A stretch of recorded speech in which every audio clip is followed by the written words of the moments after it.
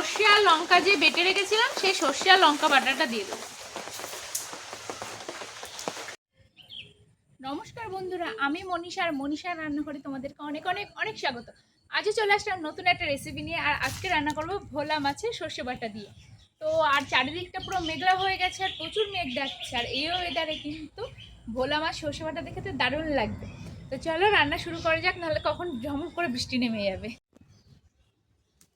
এদিকে কিন্তু আমি কড়াইটা বসিয়ে দিলাম, আর এদিকে যে ভোলা মাছে আমি এবার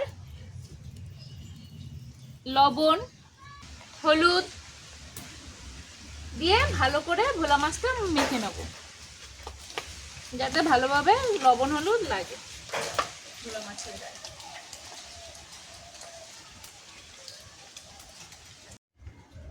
কড়াইটা গরম হয়ে গেছে, এবার কিন্তু আমি সর্ষের তেল দিয়ে দেবো।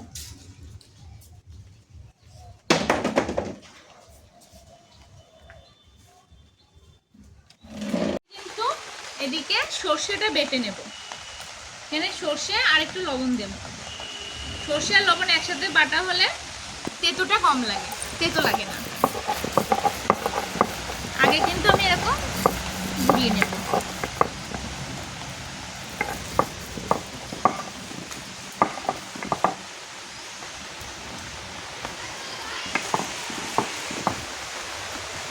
এবার কিন্তু আমি মাছগুলো দিই।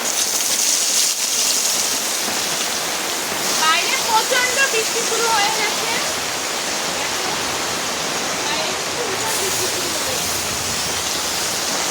আর এদিকে আমি কিন্তু এবার মাছগুলো ভেজে নেব।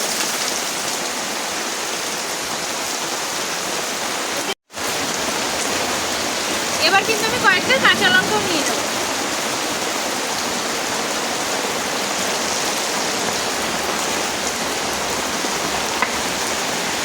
কাঁচা লঙ্কাগুলো একই সাথে বেটে নেব।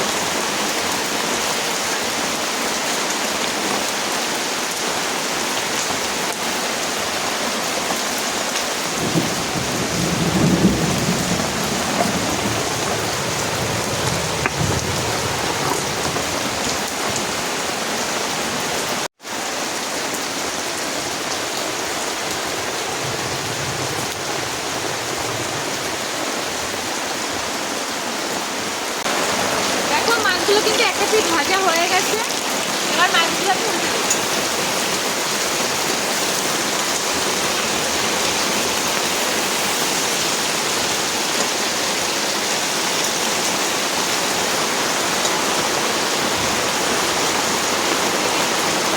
আর এদিকে কিন্তু আমি পুরো ভিজে গেছি, একদম পুরো ভিজে একাকার হয়ে গেছে। এবার বাকি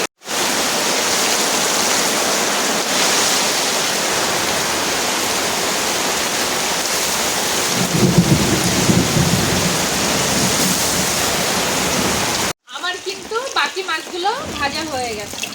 এই যে আমি ভেজে মাছগুলো তুলে রাখলাম। এবার কড়াইতে দিয়ে দেবো কালো জিরে। এবার দিয়ে দেবো কুচানো টমেটো। টমেটোটা ভালো করে ছাঁচলে নিতে হবে।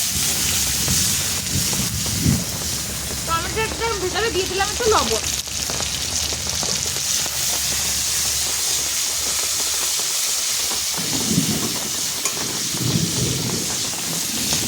টমেটোটা একটু ভাজা ভাজা হতে টাইম দিতে হবে। এবার আমি দিয়ে দিলাম হলুদ।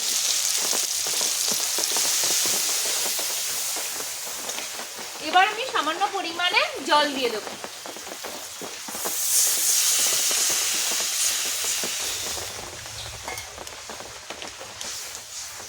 এবার দিয়ে দেবো সর্ষে আর লঙ্কা যে বেটে রেখেছিলাম সেই সর্ষে আর লঙ্কা বাটাটা দিয়ে দেবো। অনেক সময় সর্ষে যদি তেলের মধ্যে কষানো হয় তাহলে কিন্তু তেতো লাগে, সেক্ষেত্রে এরকম ভাবে ঝোলের মধ্যে দিলে আর তেতো লাগবে না।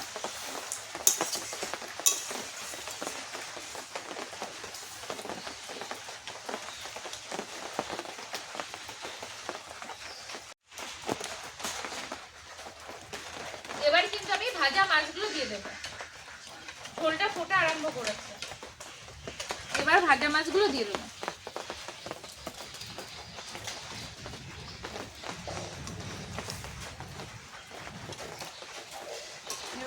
মাছগুলো দিয়ে দেবো। কিছুক্ষণ ফোটা পর্যন্ত অপেক্ষা করতে হবে। আর তার মধ্যে দিয়ে দেবো এই দুটো কাঁচা লঙ্কা রেখেছিলাম, ফাটিয়ে রেখেছিলাম, এই কাঁচা লঙ্কা দুটোও দিয়ে দেবো।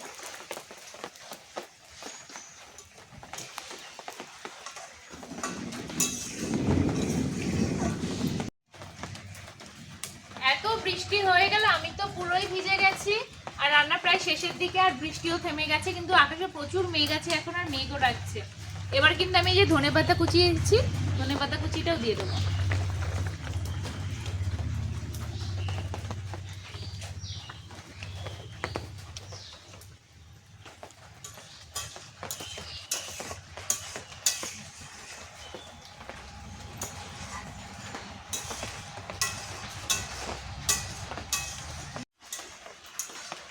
দেখো আমার কিন্তু সর্ষে বাটা দিয়ে ভোলা মাছের ঝাল রেডি হয়ে গেছে।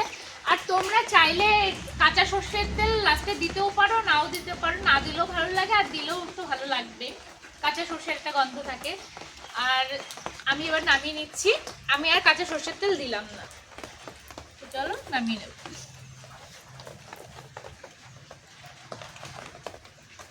সর্ষে বাটা দিয়ে ভোলা মাছের রেসিপি কিন্তু আমার রেডি হয়ে গেছে। আর এরকম ভাবে এই ওয়েদারে যদি এরকম ভোলা মাছ রেডি করে খাওয়া হয় দারুণ লাগবে, আর বাড়ির লোকও কিন্তু খেয়ে দারুণ বলবে।